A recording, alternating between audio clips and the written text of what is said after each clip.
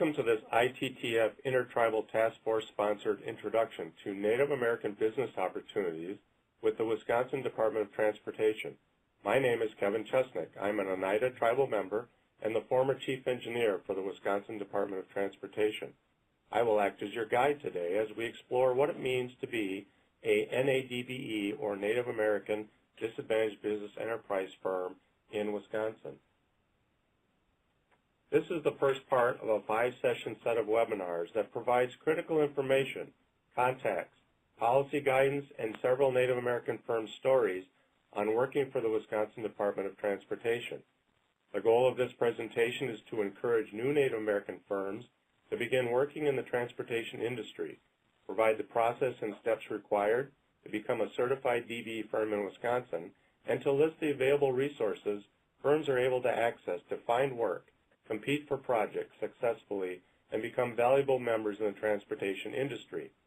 Today's session, Vignette Number 1, will concentrate on the information needed to become a certified NADBE. Vignette Number 2 will provide an overview of the DBE program, including the purpose and opportunities available. Vignette Number 3 will discuss winning WSDOT contracts and working with prime contractors. Vignette Number 4 will review details of being a contractor, including labor compliance, special provisions, trucking, payroll, and getting paid. Vignette Number 5 will discuss ways to grow your NADBE capacity and do more work through support services offered by WSDOT. Today we'll be spending about 30 minutes with 3 speakers that are great leaders and resources for Native American firms. Our first presenter is Mr. Jeff Johnson, a certified NADBE who will be covering an important question. Do you want to become a certified Native American disadvantaged business enterprise firm? And what does this mean in terms of work and opportunity with WSDOT? Our second presenter is Ms. Michelle Carter, WSDOT's DBE Program Director, who will explain the Wisconsin DBE certification process. And our last presenter is Lori Dolson, one of WSDOT's regional personnel specialists, who will cover the available resources located around the state. I hope you find this presentation interesting and useful to you. I will return shortly to summarize what you are about to hear. Now, please welcome our first speaker, Mr. Jeff Johnson. Thank you, Kevin. As Kevin had mentioned, I'd like to share with you a testimonial for this online workshop and give you an intro to familiarize yourself with the program. The DOT spends, as you can see, upwards of $1 billion annually on their infrastructure. So that translates to quite a lot of opportunity for all firms, including the DBE firms. I'd like to talk to you about the readiness. But first, my name is Jeff Johnson, as Kevin had said. I'm an enrolled Forest County Potawatomi tribal member. I'm also a consultant engineer that has owned a DBE firm for the past 10 years. I have a lot of experience working within the program. And as you can see, there's a number of bulleted projects that I've worked on in the past. And the readiness and how-to for the program itself, you have to ask yourself, is your company ready to be invested and actually succeed in the program? Do you have the internal capacity to perform and succeed on state work? So this readiness conversation is one upfront that is necessary and should be planned if you want to be successful. I guess some of the concerns and the risks I've outlined. The opportunities are not necessarily for everyone. If you plan for the right performance, your performance for a state contract is measured and monitored. There's additional administrative functions that need to take place when you perform the state work, such as payroll audits and financial audits. There's tighter schedules. There's increased insurance requirements that you need to go through. So there's a process for mitigating risk, and that can be more costly. So these are some of the things that you need to, as a business owner, plan for So I guess my little message for this would be you need to plan to succeed or plan to fail. I guess the second important precept is relationships and performance equals success. You have the relationships with the prime contractors in the state, typically the DBE firms that enter the program and operate successfully within it have the relationships with the prime contractors and oftentimes succeed. That is a very good recipe for success. The program rules of engagement are daunting, but they are doable, I guess, so don't be scared off. There are a lot of resources at your disposal to be successful, and Michelle Carter will talk about that in a little bit and how that unfolds. So the DB certification process is an excellent place to start for learning the rules of engagement and help you with your readiness or how to.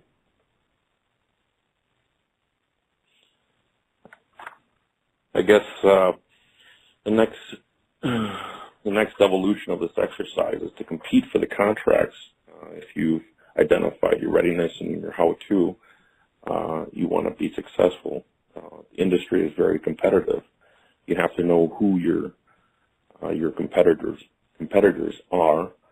And like I mentioned, the relationships with the primes are very important. You want to invest to build your own internal capacity with the right human capital, that you've got the knowledge to perform, and you can mitigate your risks through the planning and research. I can't emphasize that enough, as I did in the past. Familiarizing yourself with the rules of engagement, knowing and understanding the program itself, being a student of that industry is a good idea. And then get involved with the WisDOT affairs and the events that they have. Get your name out there, do some networking. For me, that's been very successful, shaking a lot of hands and meeting new people to expand my business. And I guess to close, I just wanted to wrap this up with a number of questions. What primary issues do you need to be addressed in order to successfully compete for these state contracts? It's different for every company, but if you can answer those questions and have a comfort level with it, that's going to increase your likelihood for success. And then secondly, what are the local and regional opportunities? What does the market look like for this year and the next year?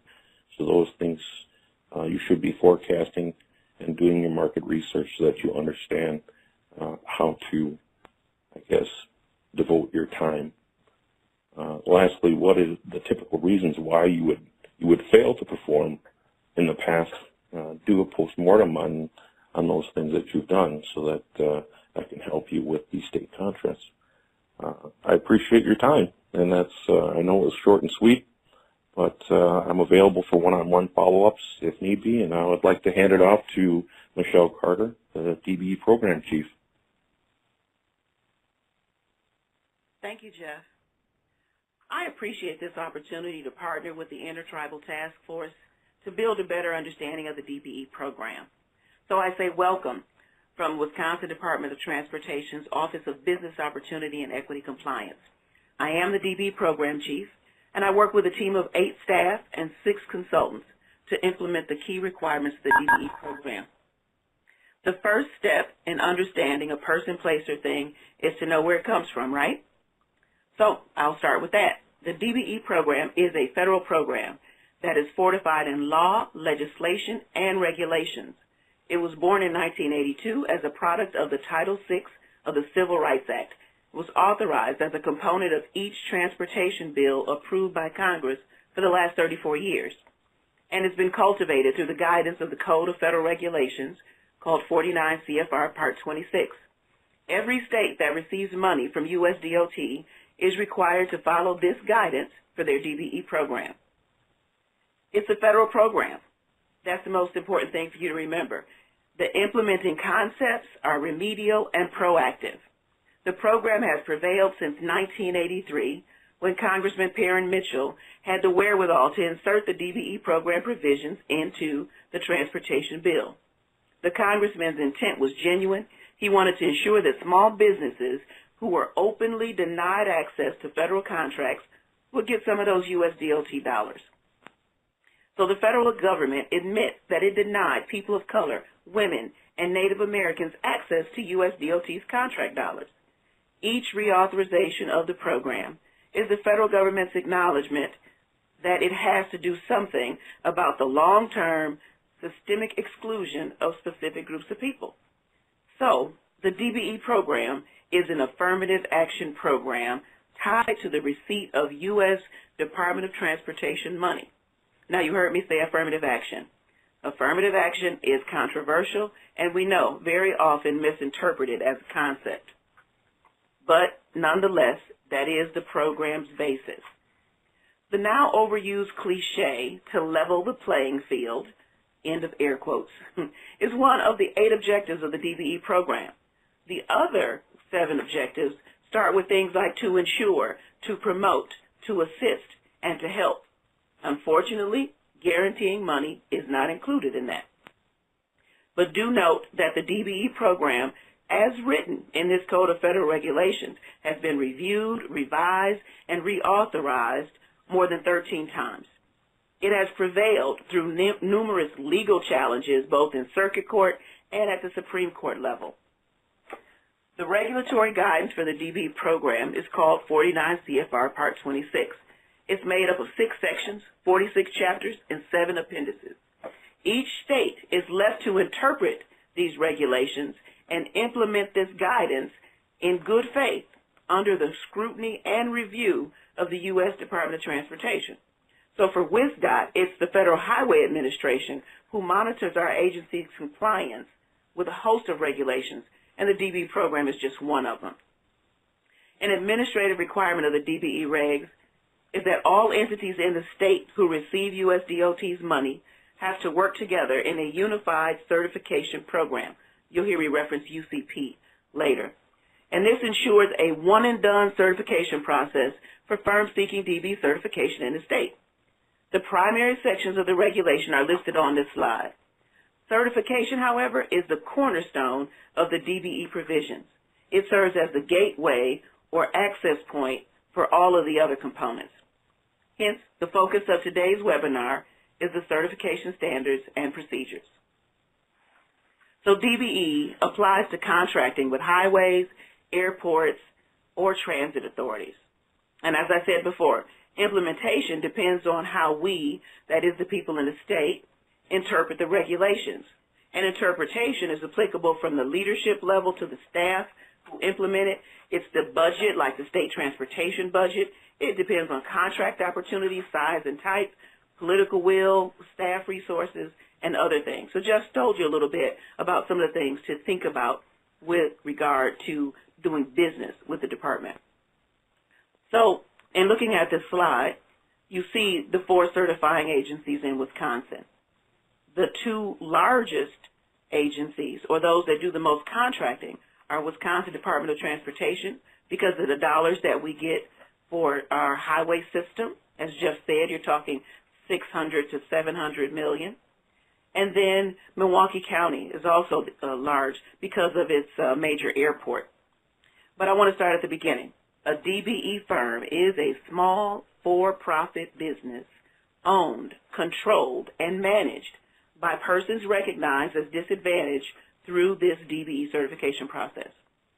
As a federal program, the DBE certification application is going to be the same whether you're here in Wisconsin or you're in Wyoming. And there is interstate certification requirements, and those are outlined in the regulations as well. So the DBE certification process starts with completing the uniform DBE application and submitting the required attachments. So I want to be clear, there's an application, but there's also attachments. So make sure that you include all of that. Then we are required to do an on-site review prior to starting our analysis, because our analysis has to be complete. We have to look at a complete package to make our decision. The process is going to conclude with a certification decision letter, and that's going to be approval or denial. So it's not automatic that you would be approved. Now, I highly recommend reading the whole application before beginning to fill it out. because when you do that, you will see that everything in that application is asking you about you and or your business. So if you fill out the application and provide the actual attachments, you will note that we'll have everything we need and we won't have to come back and ask you additional questions. So take note of the instructions, which are through page 4 of the application, and then the last page, which is the supporting documents checklist. I want to end this slide by saying that this analysis process is very complex, and you'll see that when you get to the next slide. This busy slide is provided to just show you the complexity of the process that we use at WisDOT. I certainly don't expect you to try to read this little tiny print, and we do have a legible copy in the attachments to this presentation. So the certification process, as I said, is not as simple as just checking a couple boxes. It's not that simple for you, and it's not that simple for us. You see those arrows going back and forth, and you see the yes and no's? That is a part of that complexity. There may be some ask and wait for a response, ask and wait for a response as we go through. We're evaluating some things. So from the intake to the audit, through acknowledgement receipts, and even additional requests for information, we work together, we being you, the applicant, and our analyst. We work together to make this fluid process work. So remember, you're part of the process. Your responses are required to keep the process moving. So there's 3 different people on my team that make this process happen: Suki Hahn, Vincent Fisher, and John Franklin. The regulations tell us we have 90 days from the receipt of a complete application to process and give you an actual decision. But what happens very often is we aren't getting a complete application. But if you actually follow the kind of tips that I've given you as far as reading that application in advance before filling it in and making note of the supporting documents and the instructions, then you'll be fine. So the biggest takeaway on this slide is that you, the applicant, will apply for this, and we're going to make our decision. But if you find that you do not agree with our decision, and all that's going to be outlined, and we're going to show you the regulations, if you don't agree with our decision, you have the right to appeal our decision with the U.S. Department of Transportation. So remember, I told you earlier that they are checking, that we have to prove to them that we are following the guidance, following the regulations. So again, note that you have the right to appeal the decision, but you're going to rebut everything that we would have put in the certification denial. So next, the certification analyst, their job is to determine whether the disadvantaged owner really owns, controls, operates, and manages the day-to-day operations of the business that's in the application. You need to understand that the analyst is going to exhaust all efforts to get all of the information that's referenced in that supporting documents checklist. So, for example, we ask you for 3 years of taxes. So if you do not give us 3 years of taxes, then we're going to keep asking you for that same thing repeatedly. So this is where those arrows that you saw that said yes and no in the flow chart, this is where that comes in. Next, the DBE certification applicant, and obviously that's you. You have to provide enough proof by a preponderance of evidence that you are eligible for this certification. So note that legal term, preponderance of evidence. So again, remember I told you earlier that this is actually written in the transportation bill. This is a governmental, bureaucratic, legalese kind of thing.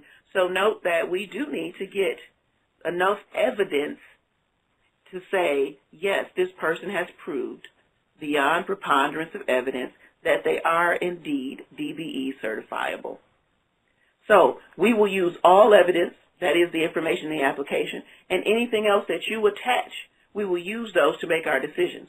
I'm going to strongly advise you not to make, phone calls.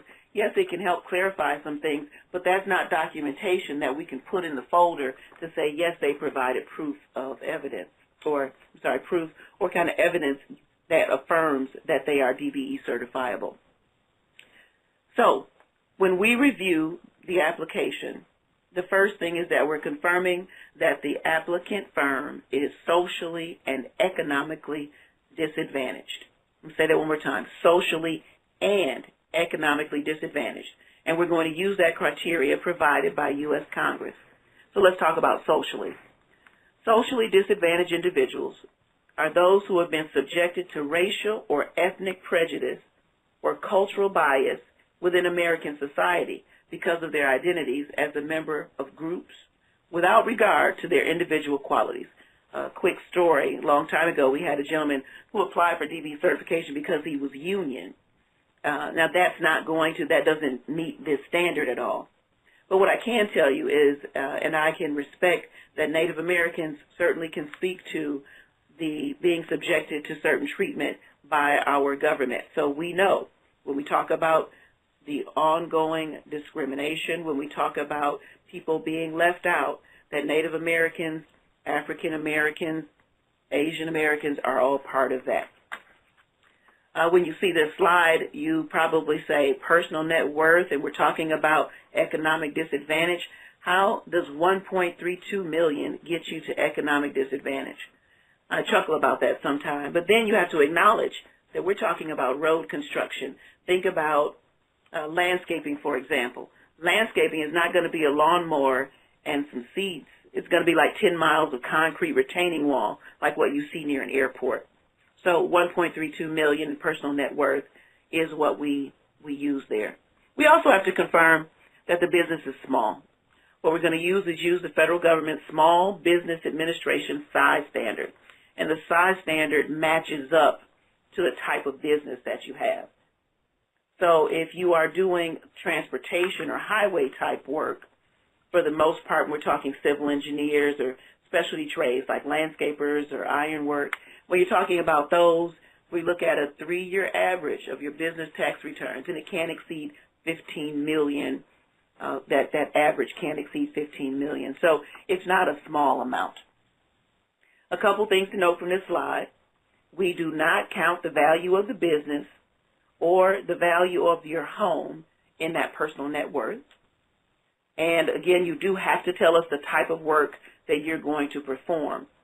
I want to make a note to say just because you are a good business person and you have a business degree, it does not mean that we would certify you to run a concrete business. So we're going to match up that type of business with your technical competence.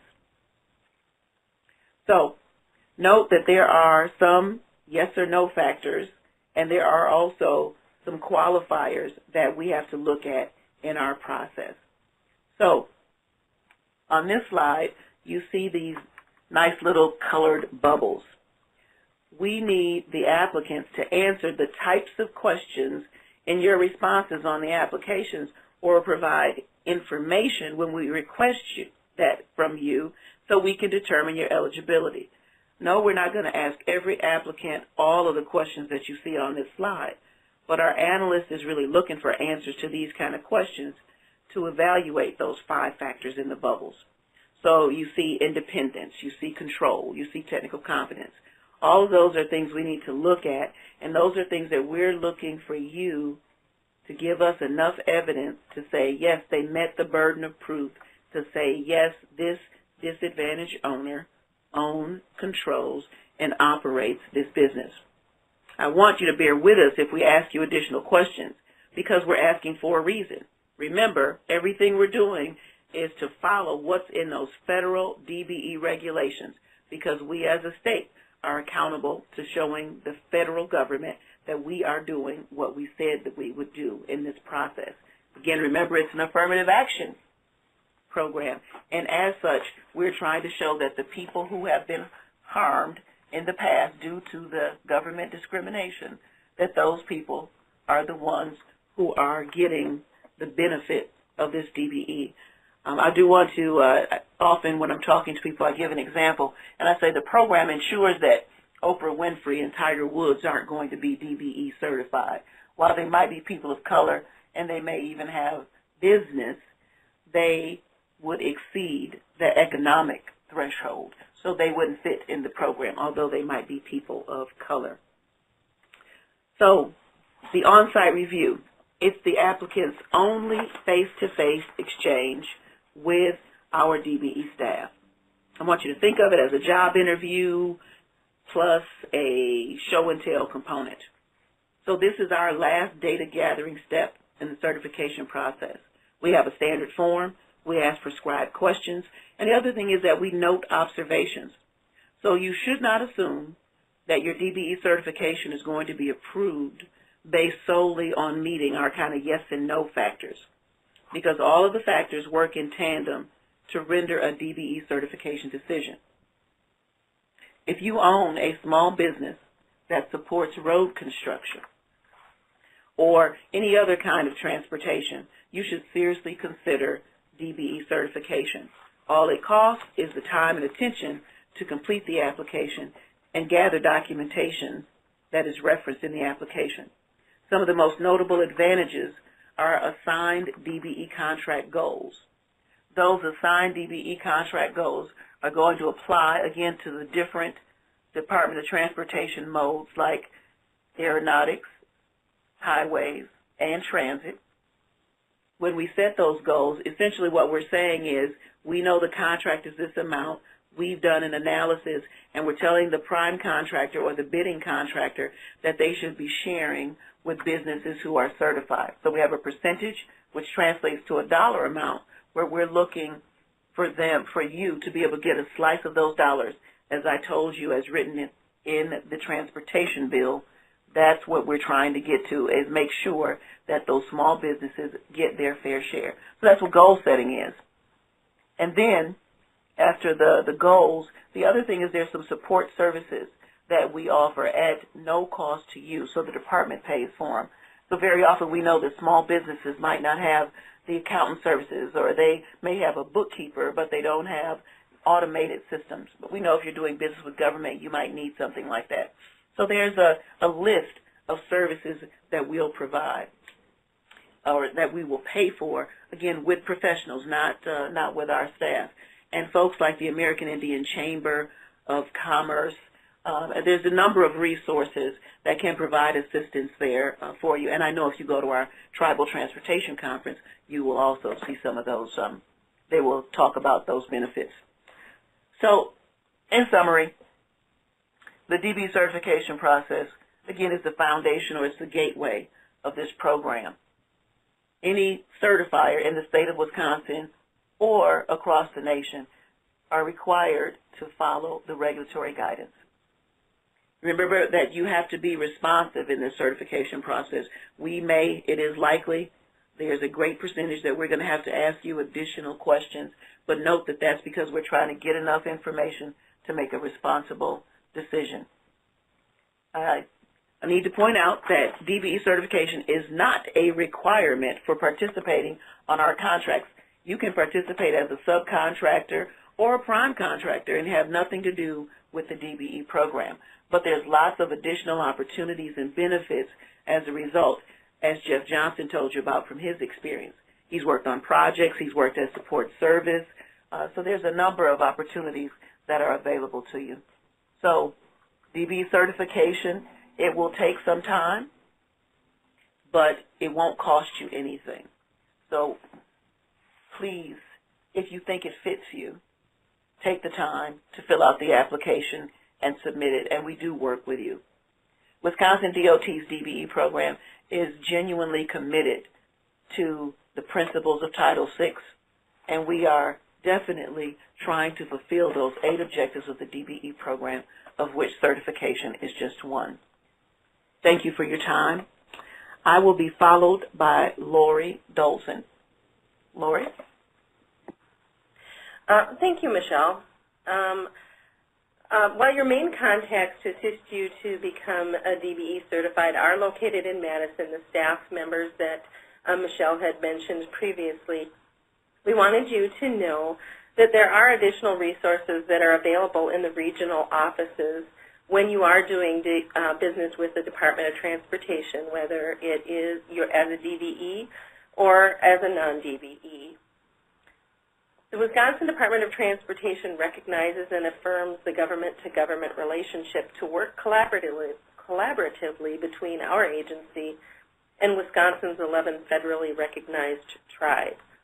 For that reason, a partnership agreement was assigned with the Wisconsin Department of Transportation, and they then established regional tribal liaison positions to aid in carrying out the various aspects of that agreement. The main role of the regional tribal liaison is to act as a main point of contact for the tribes. The liaisons facilitate positive and productive communication between the tribes and Wisconsin DOT staff. They also assist DOT staff in finding the right person to speak to within the tribe, depending on the matter or the issue that they are working with. There's 2 links on this page, and they will take you directly to a list of the tribal liaisons and their contact information, or to the map that's shown on this slide.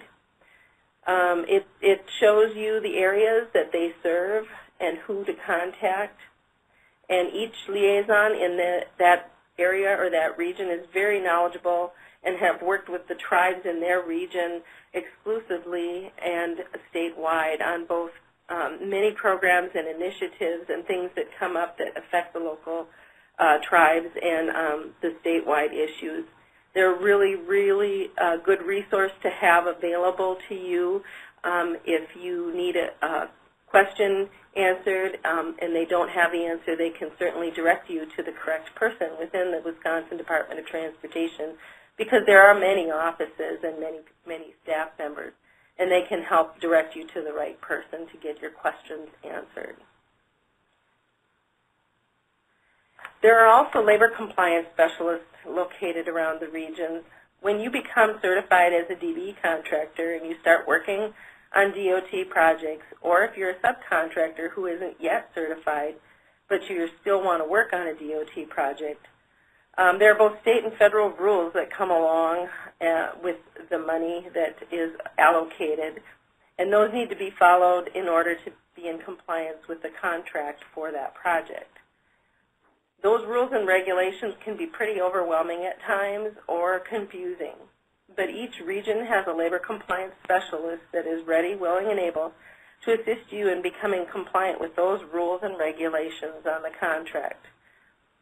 There is a link on this page to the labor compliance specialist for each region, and they can help you by answering your questions regarding such things as submitting your certified payrolls, ensuring that you are paying the correct wages to your workers, confirming payments that you receive from the contractor who hired you, classification issues with your workers, basically any of the compliance questions that come up when you start working on a DOT project, they can help you with as far as the labor portion goes.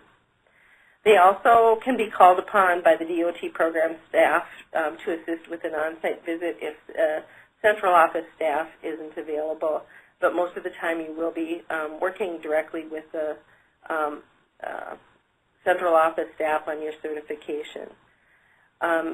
If they can't answer, they're another resource that can point you into the right direction. They can help you get to the right individual or the right section to answer your questions. The bottom line is that DOT staff are available in the regions to answer your questions and assist you or direct you to the appropriate area, both in the regions and also, as Michelle mentioned, in Madison Central Office. So please feel free to reach out to a DOT staff member, whether it's a liaison, whether it's a staff member in the DV programs office, or whether it's a labor compliance specialist. We are here to assist you and answer your questions. And with that, I'm going to turn it back over to Kevin. Thank you, Lori. On the screen, you're going to find some links for the material that was shared today. I want to encourage you to access this information. As you can tell, in a short period of time, there's certainly a lot of detail behind the information you heard. This will give you an opportunity to actually read up in detail and get the examples and go into more depth on the information presented today. I certainly want to thank everyone for your attending this session. I also want to thank our 3 presenters, Mr. Jeff Johnson, Ms. Michelle Carter, and Ms. Lori Dolson. They did a wonderful job today, and you'll find that they're very helpful if you want to talk to them directly. And in fact, as you see on the screen, Today I have 4 takeaways that I wanted to use as a reminder for you today. So if you're interested in hearing more from an actual Native American contractor, you should get in touch with Jeff Johnson. If you'd like to explore the details of becoming certified through the Wisconsin DBE program, NADBE program, you can contact Michelle Carter and her staff at Wisconsin DOT. If you're looking for some local contacts near your place of business, you should check the list of regional staff that Lori Dolson just talked about and give them a call or herself a call. Our next session that I want to promote is vignette number 2. We'll provide an overview of our DBE program, which will include the purpose and also work opportunities available to new firms. I hope you'll join us again for that, and I want to thank you for your attention.